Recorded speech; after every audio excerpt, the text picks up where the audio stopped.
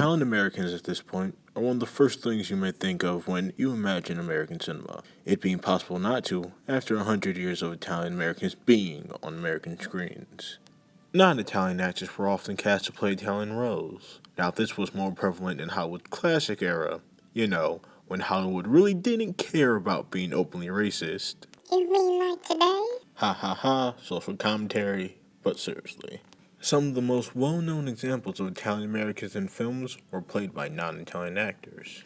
Fortunately, this got better as Hollywood got more and more progressive with the time, and we saw greater actual representation in Hollywood and actual stories of Italian Americans portrayed by Italian Americans. And that's the end of that, right? Wrong. Just because representation got better doesn't mean that contemporary films still don't cast non-Italian actors in Italian roles. But the question is, why does this happen? Well, one possible reason is what I call the vagueness of whiteness in American films. Films starring white characters rarely specify any ethnic background beyond white American. German, Anglo-Saxon, Russian, Scandinavian Americans, etc. are all just included into the medley of European ancestry as far as the pictures are concerned. Let's look at a hypothetical example. Zach Galifianakis' character in The Hangover, Alan Garner. What ethnic background is he? If your answer is, I have no idea, you'd be correct, as neither do I, and ultimately, it doesn't matter.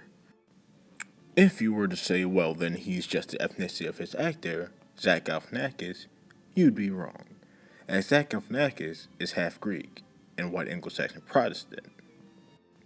His father in the movie, on the other hand, played by Jeffrey Tambor, is an Ashkenazi Jew with descent that can be traced back to Hungary and the Ukraine.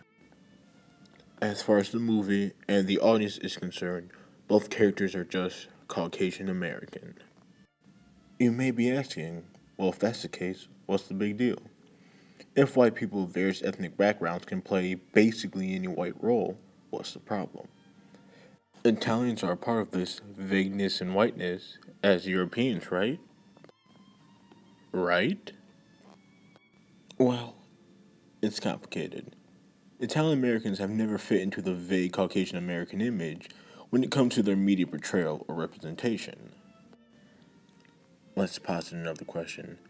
Give me an example of obvious German Americanness, stereotypes, or visual or auditory cues to let you know that character is of German descent. What about Scottish Americans, Anglo Americans, Swedish Americans? I'd argue that you couldn't, or at least couldn't name something universally known or accepted. But if I ask the same question, but for Italian American characters, any person who has seen a TV show or seen a movie in the past 20 years should be able to do so no problem.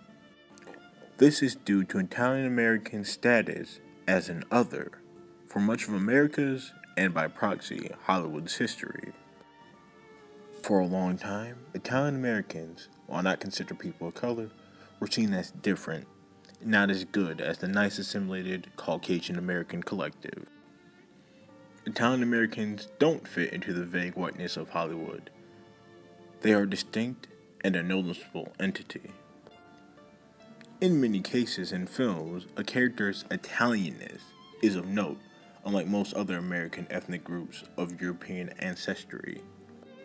This is why non-Italian Americans playing Italian American roles can be problematic.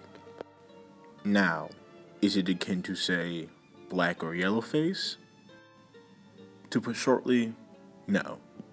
Jennifer Lawrence playing Joy Mangano isn't the same as this, but it's problematic in that you have non-Italian actors doing caricatures of what they think Italian Americanism is, rather than having an Italian American play the role themselves. It's a paradox to have Italian Americans outside the vagueness of whiteness, but still part of it when it comes to casting of characters. It is neither fair to actual Italian American actors, nor how they are represented in film.